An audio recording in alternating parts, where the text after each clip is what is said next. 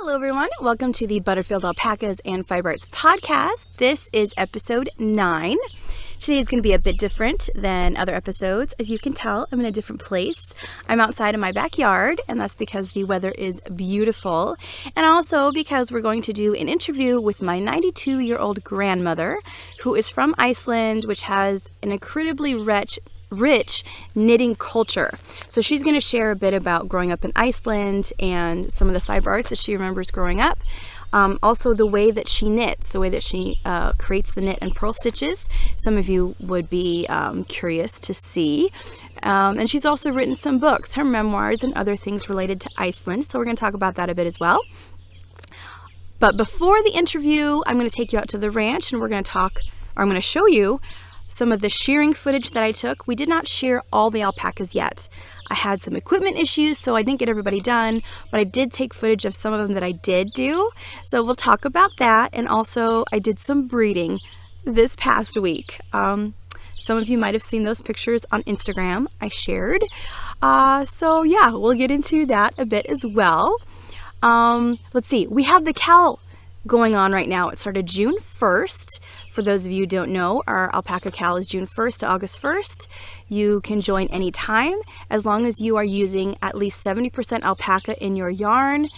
You can join on the KAL, submit one item, and I have a special giveaway that I'm doing for the participants of this. I'm putting together something very special as a giveaway, and I can't quite reveal the details of that yet, but just know it's something that you're going to want. You're going to want. That's really something we say, right? What else? Oh, we have a Ravelry group for the KAL. I'll put a link down in the show notes, which is going to be in the description box below the video. So you can go find that if you're not already there. Some of you have already told us what you are making and pictures of your yarn, and very, very exciting. I have not started mine yet. As many of you know, I'm super busy right now, a lot of family, and I knew I wasn't going to be able to start June 1st, but I'm confident that I will be able to start here in this next week, and I am determined to finish along with you by August 1st. I'll talk more about that, I think, later on in the podcast, or perhaps the next podcast. What else? Oh, I'm trying to remember everything. I received my very first gift from a viewer. Let me show you what I got. This is a shopping bag that was created from an alpaca feed bag. Now, this is one of the really good choices for alpaca feed. If you are looking into alpacas, of course, you're going to have to give them some type of supplement feed. I don't use this one specifically. Even though it's better than what I use, it also costs 3 times as much as what I use. And although I'm trying to work my way to be able to use something like this, I can't use it quite yet. But super thrilled to receive this bag. I mean, it is a full-on shopping bag that was sewn together. A lot of work was put into this. And I received a thank you note with it. So it's from our viewer, Donna. I don't know if she wants me to say her whole name, or she also included a picture of her son who helped create the bag with her. I don't know if she wants me to show that picture, but thank you, Donna and Nick. I thank you so much for just thinking of me. Donna reached out to me because her and a friend and their kids were looking into how to make money off of their alpaca fiber, and she was asking questions about the dryer balls. And it's actually her asking those questions that made me realize I really should take out specific segments of episodes and make them into their own video, which I talked about in the last episode. So that really started that whole idea. And I haven't quite posted any of those yet. Haven't had a lot of time to sit at the computer and do all that, but later on this month, that is something I will do. So if you see those coming up on the channel, and you've seen all the episodes, you don't have to watch those. Those are just excerpts of episodes with specific topics like dryer balls. So I could refer someone like Donna directly to that video instead of watching 1 or 2 episodes to get the information that she wants. But I'm incredibly grateful that I have such loyal viewers. So many of you comment consistently and engage consistently on different platforms, and it's really fun to see the community that we're building. And I know that my podcast is different than others. It's quite educational, and I don't know of anyone else specifically focusing on alpacas. So I know I'm kind of unusual out there in the podcast world, and that's why a lot of you like to watch this podcast, and I super appreciate it like a lot. I really do a lot, and that you're sticking with me through my crazy busy time where I'm doing things a bit differently. But let's see, in this episode, I think we are set.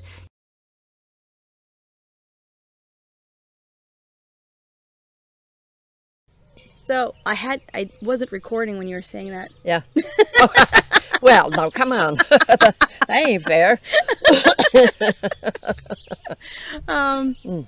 Just give me a lead-in question. Okay. Like, so tell us who you are. Yeah. So who are you? Well, hello, I'm your grandmother. Born and raised in Iceland, and that is why I have this accent. That's right. You should be able to understand her pretty well. I don't think I'll have to do subtitles. Oh, well, yep.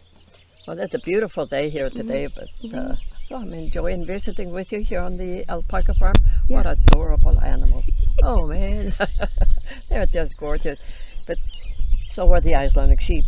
Yes. Yeah. Yes. They are adorable too. Yeah. That'll be a different episode. We're going to go visit some Icelandic sheep later this year. Oh. And also Icelandic chickens. The same people have chickens.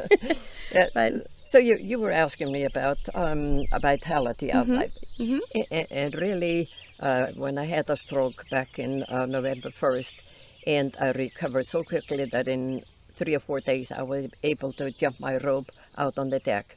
And I really can't emphasize enough for people to get help immediately. Don't try to doctor yourself. I mean, it's not worth it. And vitality of life, I call it because I like to move. And I take every opportunity, not just to go to the gym. I'm not very good at that, but I do exercise at home and make sure that I jump and don't waste time like when the microwave is going. Instead of just letting it go to waste on the time, I hop. 1, 2, 3, do the microwave hop. So I enjoy life. I enjoy traveling. I like to do things and experience new things. I like to go, as you know, paraglide and whatever there is to do. And how old are you? I turned 92 on May 21st. And I'm good physical health, and it really, I realize a lot of people have limitation and not able to do some of the things that I do, but you can always do a little bit, and whatever little bit you can to any ability, just do it. I wasn't able to move a whole lot on the bed when I had the stroke, but I saw the handlebars on each side of the bed there in ICU, and I thought, that's great exercise bars. I grabbed them to lift myself up. Hey, I started exercising right then. Yeah, and growing up, I always remember you active. You're always moving around. You weren't sitting down, and even with a bunch of family was there, you know. Yeah, well, you might sit down a few minutes to talk, but you were always up doing something. Well, yeah, but as a mother of 10, not much time you to kind of get trained from the very beginning on, or something like that. And then when you have the little one coming along, yeah, you kind of move around quite a bit. That's just normal. And besides, to have her coffee, that always keeps me going. Right. She always has coffee. Hey, with enough coffee, all things are possible. I think I read that somewhere.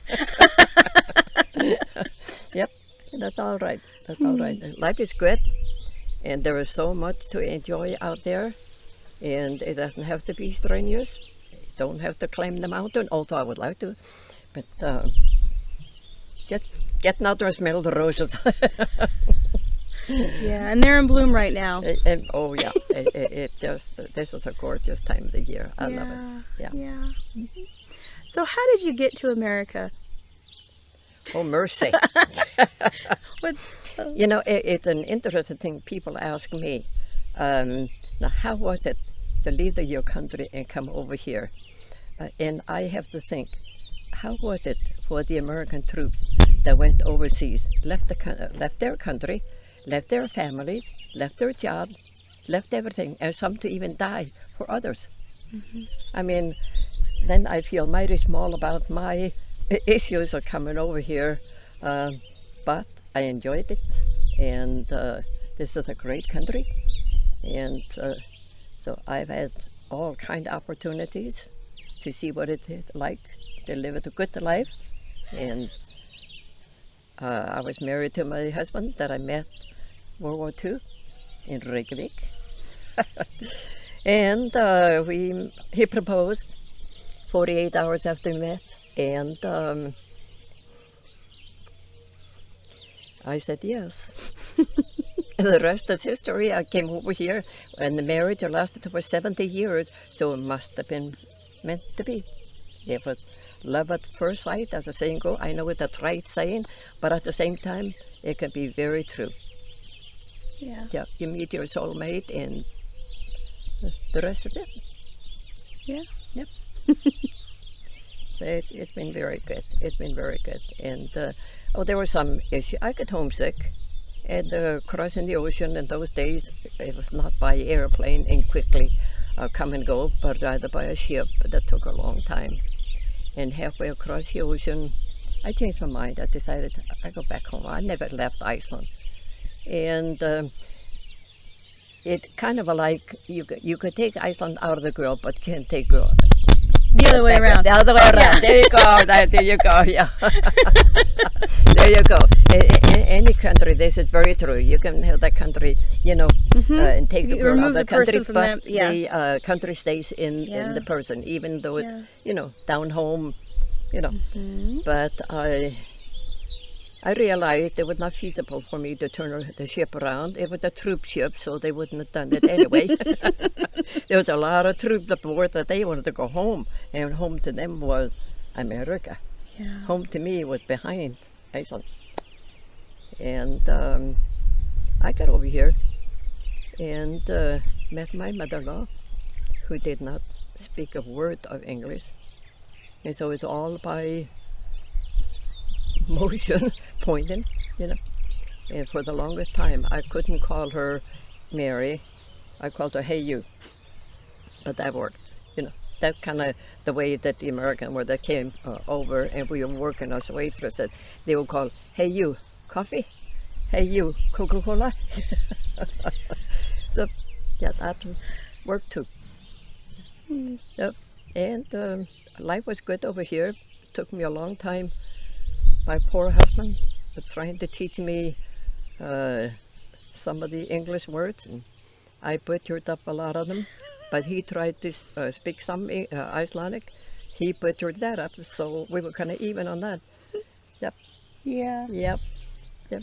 Yeah. I would butcher it up too. No, I think that'd be kind of natural, My Icelandic is very good. Well, but hey, listen, when they had the volcano eruption in 2012, I believe it was, but at any rate, even the best announcers on television were having a hard time pronouncing Eyjafjallajökull. I mean, it is so easy.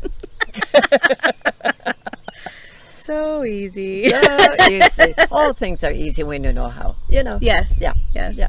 Yes. So, but I think one of the hardest words for me was because I would pronounce them the way that I would see them, And for the longest time, my husband couldn't understand what I was talking about if something was a catastrophe.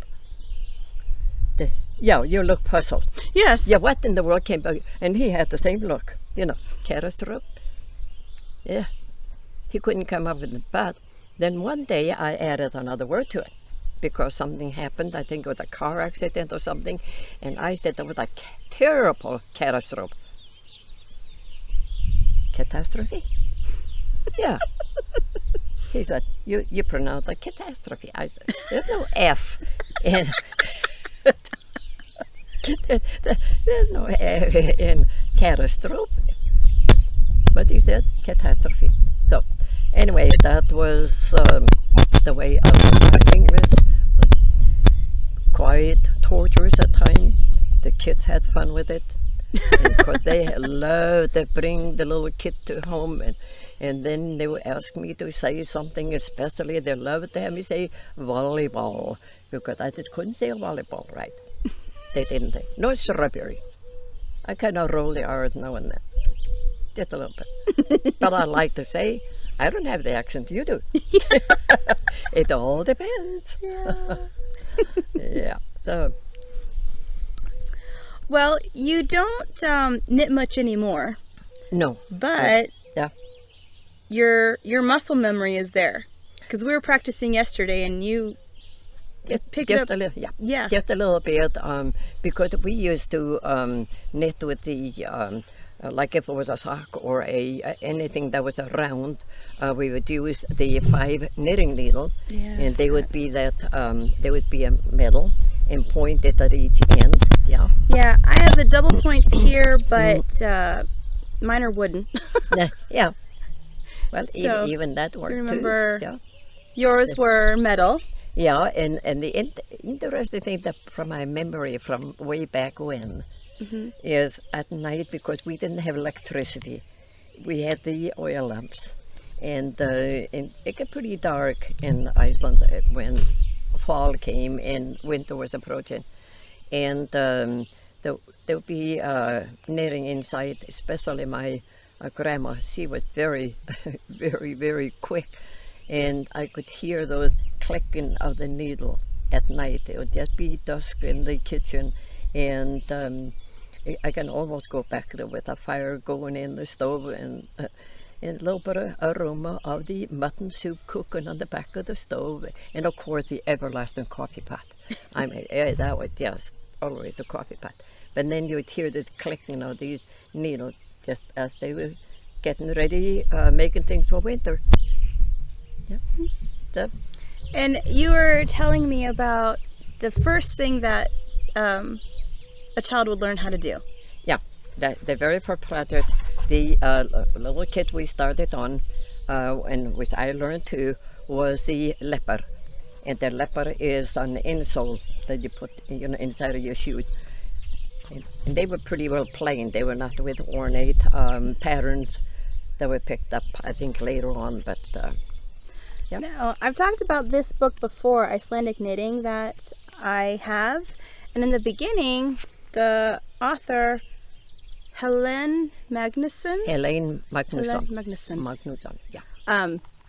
So what she's done is she took the shoe inserts that my grandma's talking about, which were like these, and Helen has created modern patterns based off of these more traditional inserts.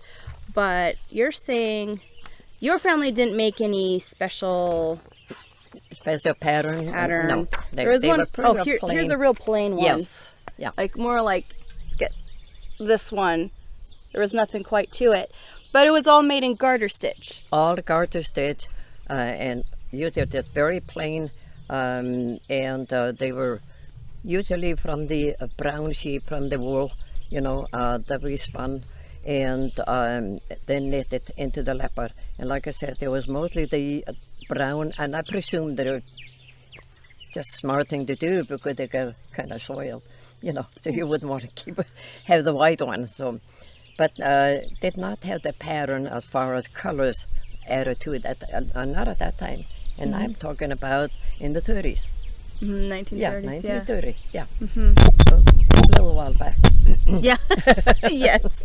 Yeah, I don't know where Helen found these, or what, a different region or something that they may have done something more like this. But I remember reading this book and finding it interesting, going, why would you spend all the time to make these so pretty? Yeah. All this type of color blocking and things, and it goes in a shoe and no one ever sees it. That's right. That's right. Good point. So you didn't go to all that work. You just good point. made it functional, and there it is. Yes, there you go. Yeah. And easy for us kids, there's no need to add to the frustration where you're learning to knit and then have to add colors to it at the same time. Yeah. So, yeah. Yeah. And yep. now, did your family have Icelandic sheep? My grandpa did. Your grandpa? Oh, yeah. Where you would get the wool? Yeah. You would get the wool from him? And Yeah. Now that's another word that's easy to say. Vopnafjörður. Vopnafjörður. Very good. Yeah. Bay of the weapons. Oh. Yeah. Or the fjord. The fjord fjord. is fjörður is a fjord.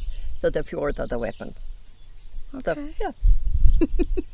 Well, you were saying how you remember the hand cards to process the wool. Doing Yes. the hand cards. Yeah.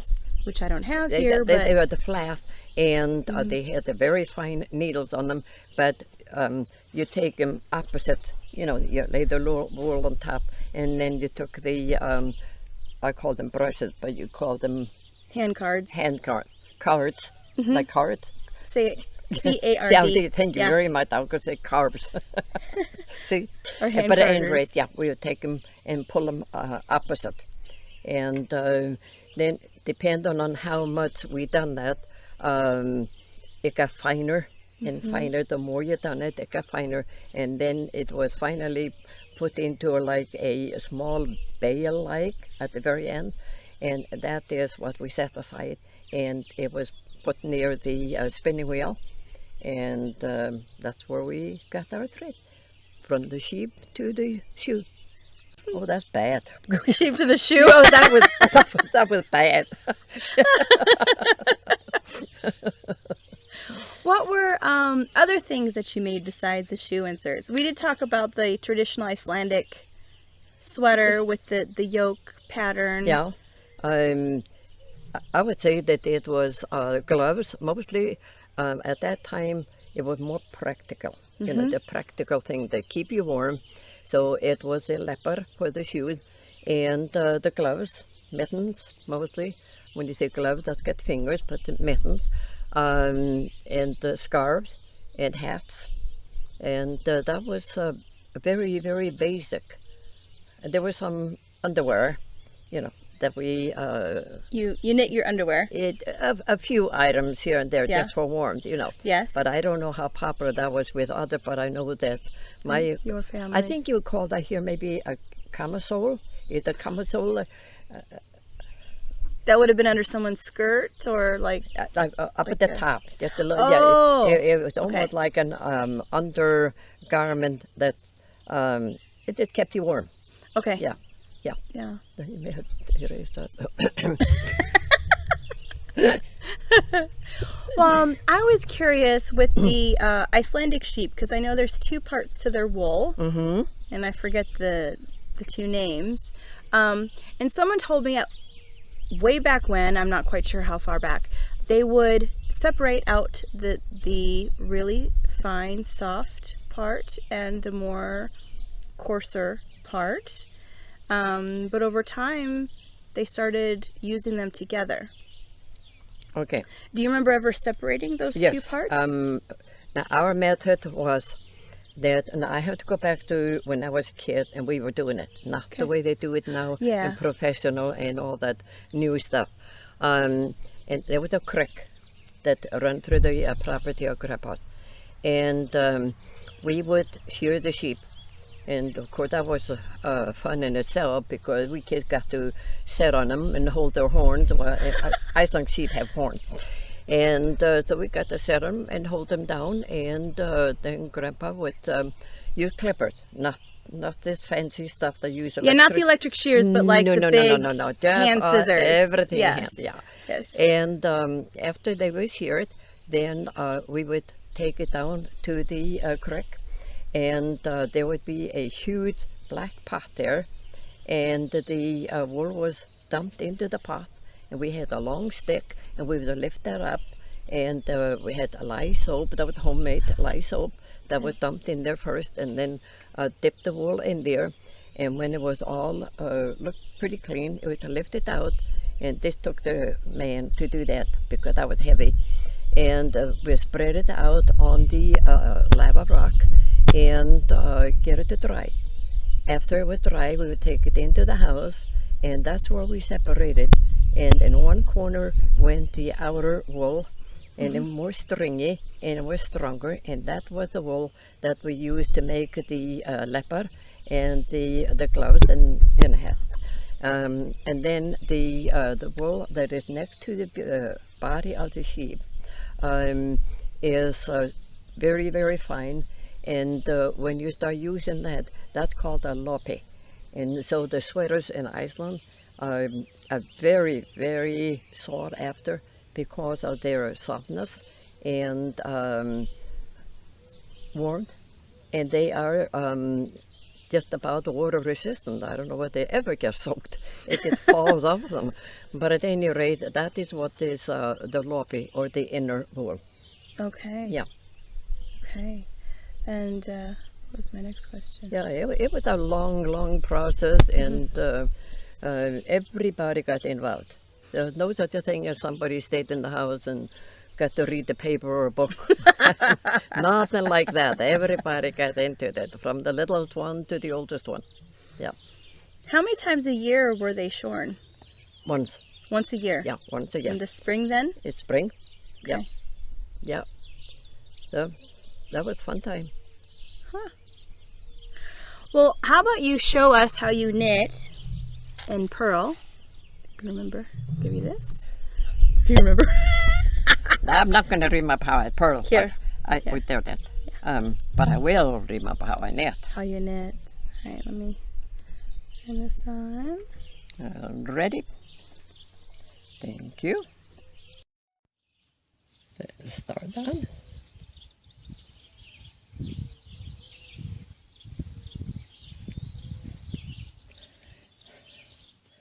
I find this easier and faster than the new way of flipping it over, I think it is.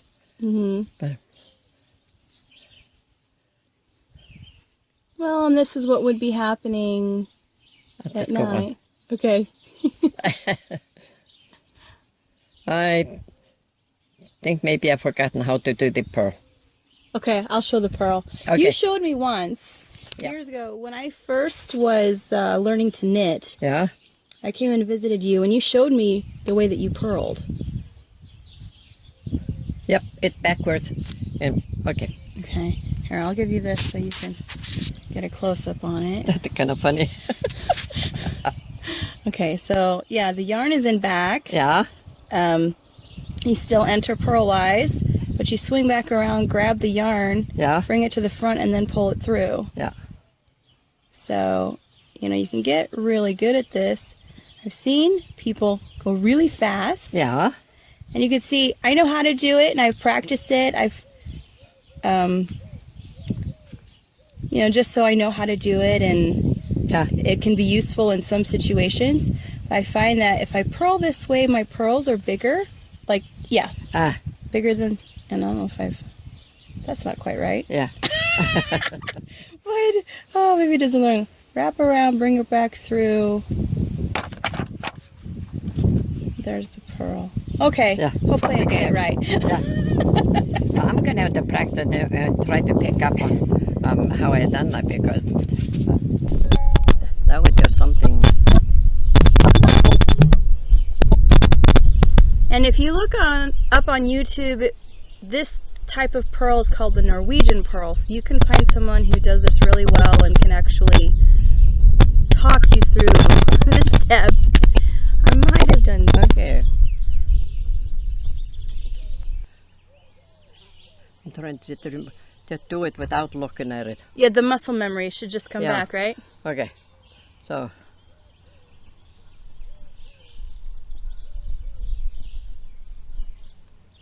Nope, I got one loop too many.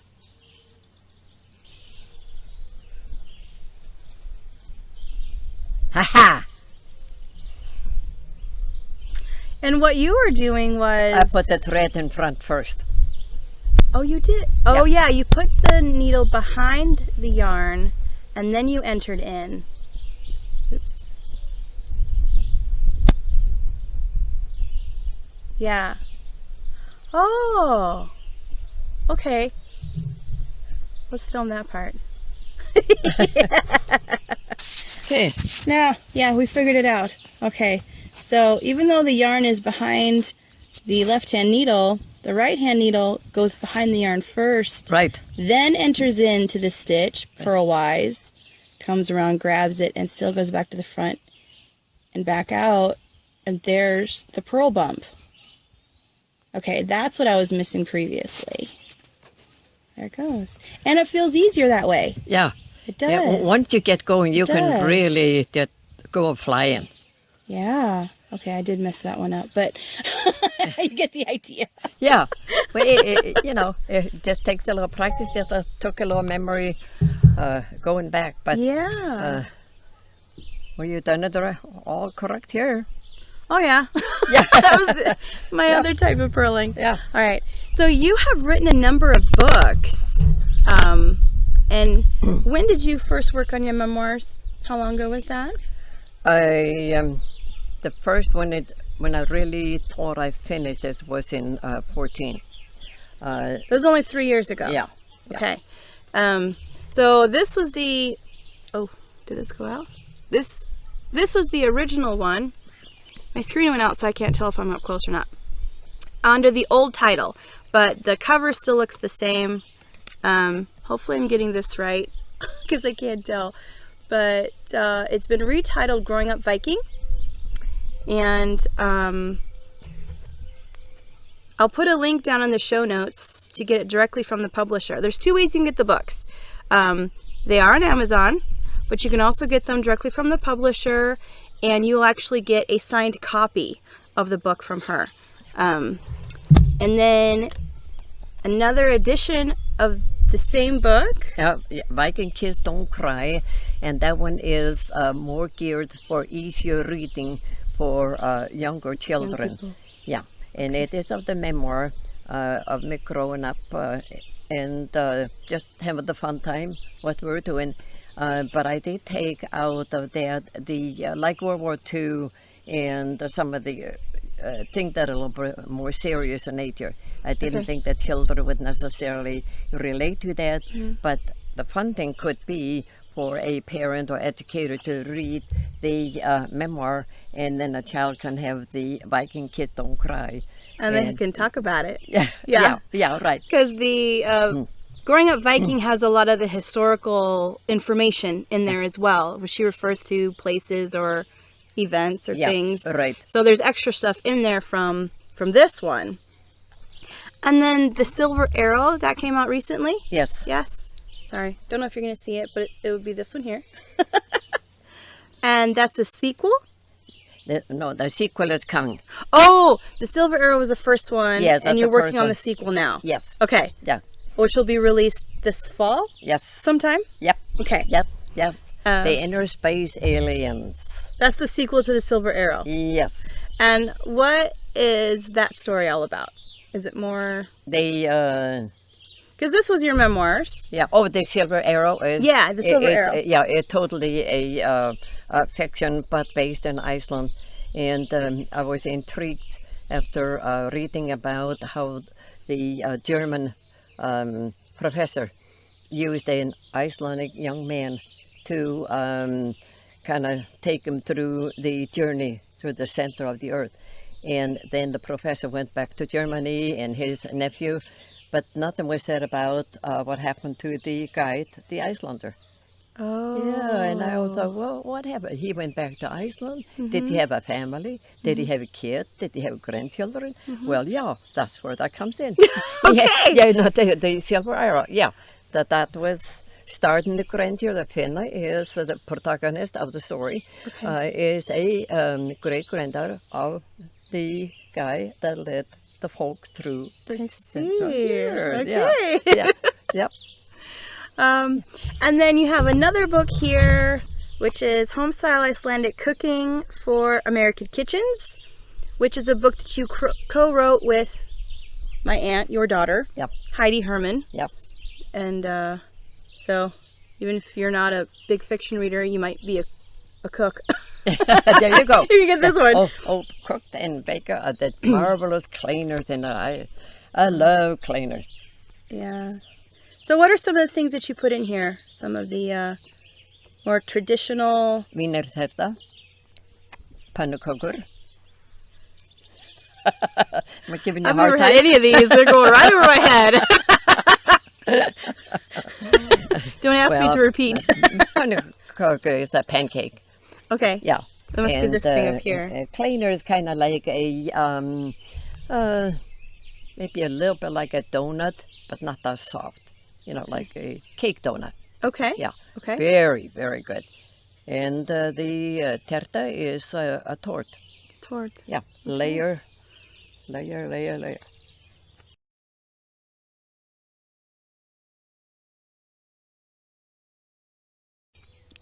Yeah. Yep. Or it was on the back. Okay. Yeah. And my aunt Heidi Herman has also written books related to Iceland and folklore and different things.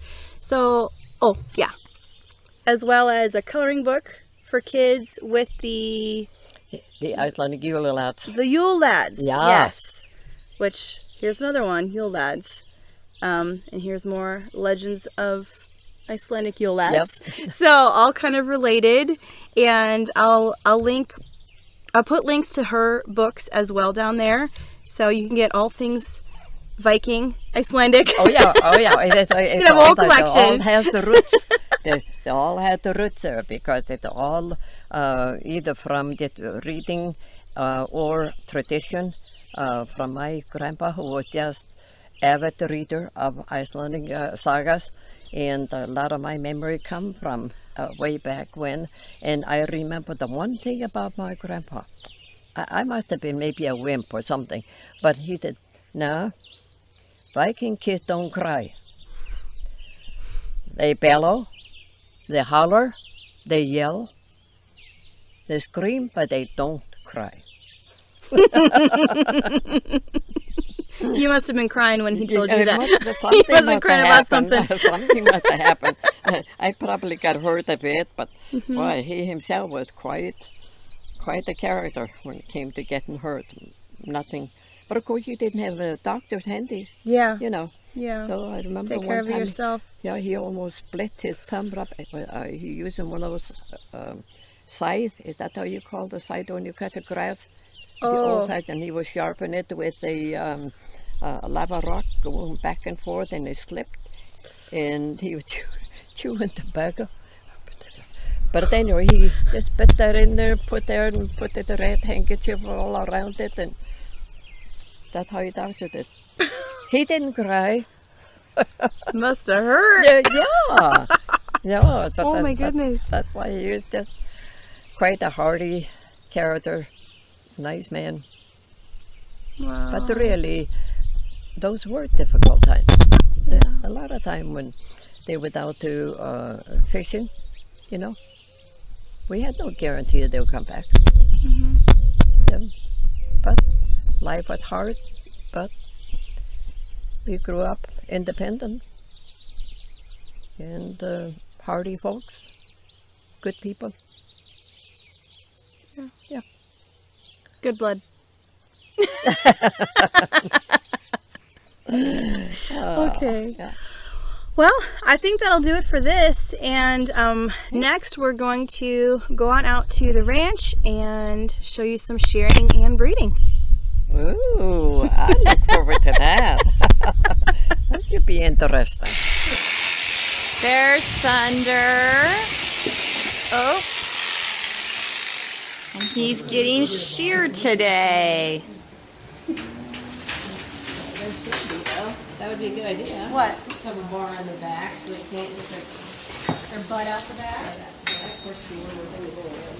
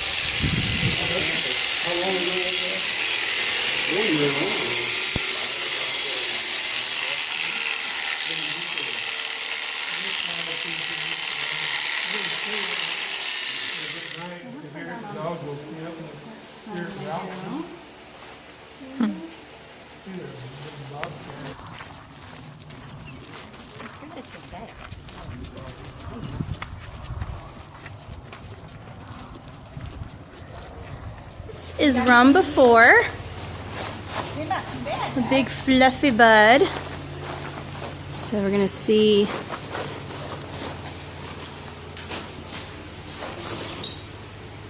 Oh, there we go. That's what we're taking off. All that.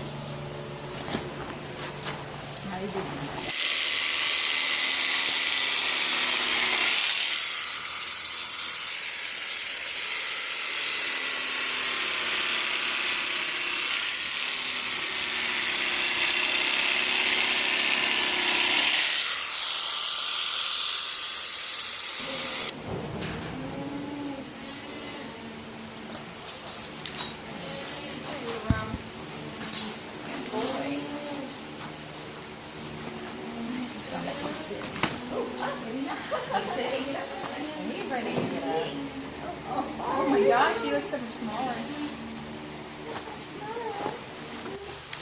So these two guys are the same age and the same size. We just finished shearing rum. We're about to do Riley. But if you remember, they looked an awful lot alike before. So there's the difference.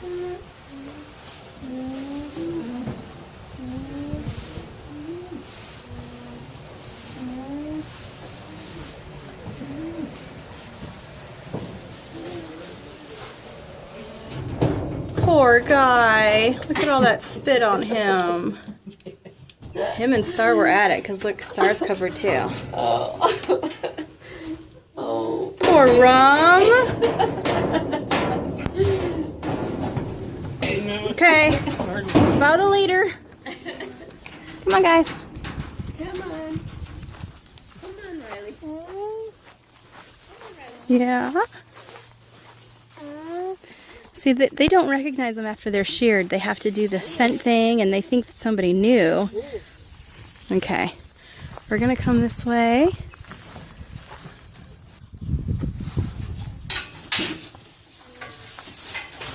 Get him. Go.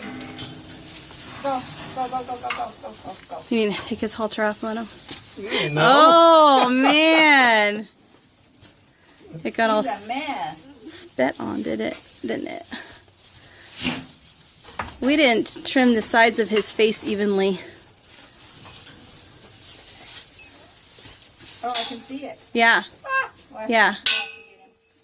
You're about scissors. All right. Open that gate down there, Ma. He'll go right through. Here we go. Let's get to this. See, I think they're all new, guys. Spider gets overexcited.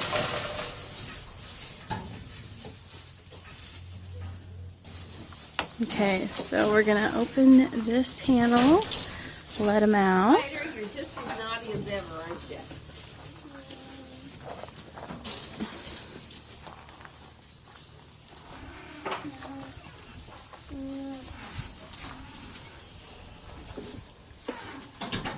I brought the brush. Does their thing need to be scrubbed out, the water thing?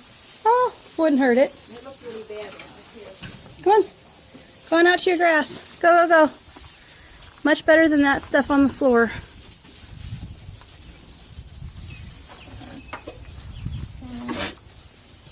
Hey, is that Mocha Joe? Is that cowboy? Where? Right here. Looks like Mocha Mocha Joe. It is. Mm-hmm. Yeah. Cowboy's darker. That's cowboy going through the gate. Right in front of. Latte. Oh, okay. Cowboy Okay. is there in front of Shaman. Next to Andy.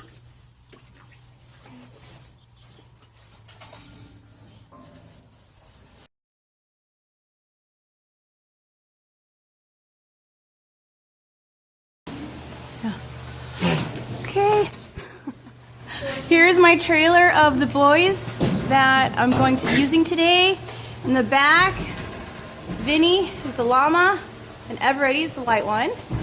And then in the front here, we've got Shaman with the white face. And then Latte, Siokalate's his full name, but Latte there. So he's the bobblehead of the group. But I have 2 girls for each of these boys. So what I'm going to do is let one boy in the barn, and I have the girls in stalls to the side, and just let one girl in, and let's see what happens. He has the idea. So I'm gonna let out Rhodey first. I'm gonna need your help. Just letting out the one girl. We don't want them.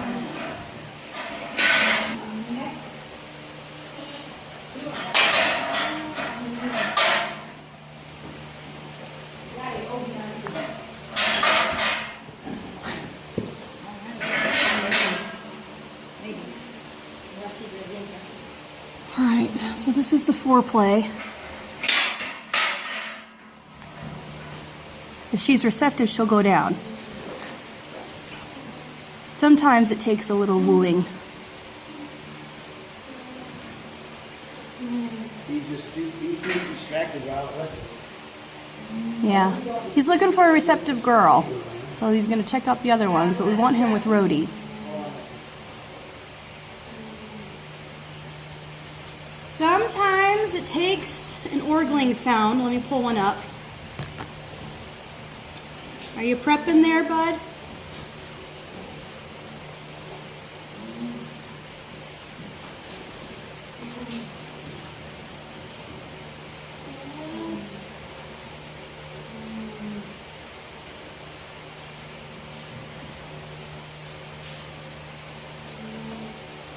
Okay. Orgling sound. Sometimes hearing the orgling sound will incite to help him out.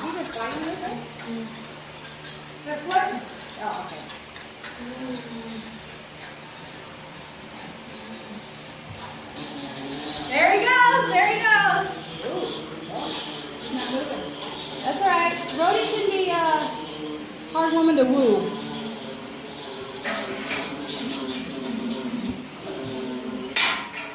Get him in the frame here. So there she goes. So this is the sound that the boy makes, which actually then she'll drop her egg. Alpacas are induced ovulators. The girl is only going to be dropping her egg when she hears this noise. So I'm going to go make sure that he's where he needs to be.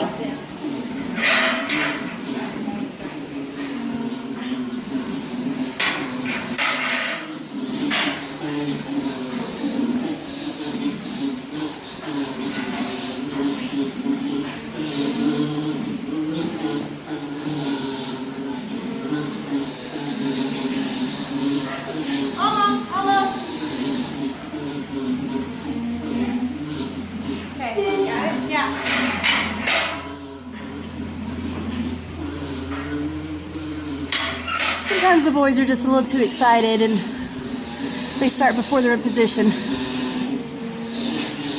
But you just do what I did, make sure the girl's tail is out of the way and he's where he's supposed to be, and he'll make it work. Kiki there is sticking her head through the gate. She's the next one to go. We got Charla going. She's here in the orgling. You see her. That means she wants to be bred. See her up there in the back? She's mounting somebody. Let's see, who did I want to breed her to? Maybe we'll try and do a couple breedings here at the same time. Now that he's settled, I wanted Charlotte and Eveready.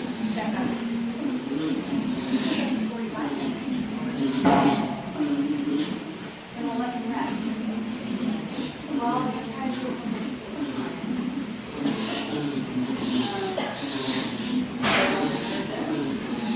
Charlotte's over there mounting somebody. I'd like to. They are focused. I do think that this episode will probably be about as long as previous episodes have been, so I'm not going to do a TB and strings segment this time, but I mean, there wouldn't have been a whole lot to show you. I will tell you that I did fix on my spinning wheel. I'm trying to tell you. On my spinning wheel, in the last episode where I told you the bobbin wasn't taking in the yarn when I was trying to work with it, a viewer gave me a tip of tightening the tension on the band, the drive band. I did that and it worked. It fixed the problem. And I sat down at it just long enough to figure out, yep, that worked. And I haven't had time to really invest in spinning yet. I hope to get back to that soon after I go to Chicago. For those of you who don't know, I am doing a really big event in Chicago, June 10th and 11th. I will be in the Andersonville neighborhood on the north side. I'm actually going to be in a storefront building belonging to Philadelphia Church. So you're going to find me at 5447 North Clark Street, Saturday and Sunday. Most of the hours there's a band stage right outside that building. So some of the hours that I will be there will kind of be determined by what is not going on at the stage. Like in the evenings, they have bands there and the sidewalks are just filled with people and you wouldn't be able to get in and out of the building. So I probably won't be open later in the evening. But come morning, afternoon, probably early evening will still be good. Later evening, maybe not so much. But come check out the booth. I'm going to have yarn, both my yarn and the Shepherd's Mill yarn I will be bringing with me. All of the equipment to show you how yarn is made, much of which you have seen in previous podcasts. And then all the products like the bird nesting and the dryer balls and the Alpaca beans and all those types of things. And if you just want to meet me in person, this would be an awesome opportunity. I would love to see you there. And remember that the KAL is going on. Go over to our Ravelry group and find the feed for that, the forum for that we're talking about the KAL. And I will see you on the next episode.